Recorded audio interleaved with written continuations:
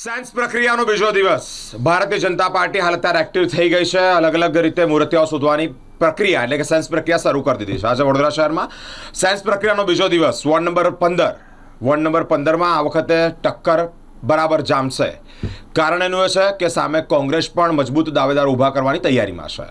યશ કહાર કે જે એક યુવાન છે, ભારતીય જનતા પાર્ટીના કાર્યકર્તા યશ કહારે પણ સાયન્સ પ્રક્રિયા આપી છે.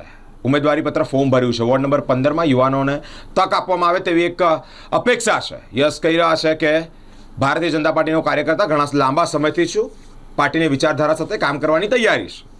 પાર્ટી મને તક આપે તેવી એક તેની અપેક્ષા અને માંગ છે. વોર્ડ નંબર 15માંથી યશ કહારે જે યુવાન છે તેણે દાવેદારી નોંધાવી છે. મારું નામ યશ ગોવિંદભાઈ કહાર છે. વોર્ડ નંબર 15માંથી હું દાવેદારી નોંધાવવા જઈ રહ્યો છું.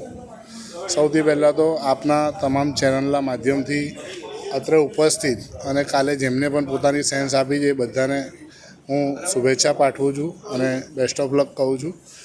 આ એક પાર્ટીની પ્રક્રિયા છે જે દરેક કાર્યકર્તા છે એના માટે લોકપ્રિય છે કે તમામ દરેક કાર્યકર્તાને પોતાને લડવા માટેની એક તક જે પાર્ટી આપતી હોય છે એમાંનો એક આ ભાગ છે અને આ એક ઉત્સવ છે.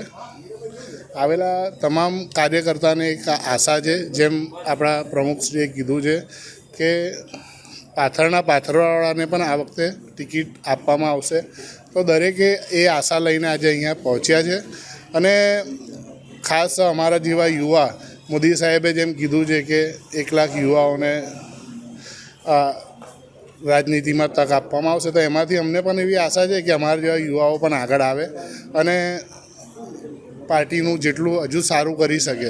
પાર્ટી એક સારા લેવલ પર છે, સારા કાર્ય કરી રહી છે, પણ અમારા થકી યુવાઓ થકી હજુ કશું સારું એમને વિચાર્યું હશે તો અમે કરવા માટે તૈયાર છે.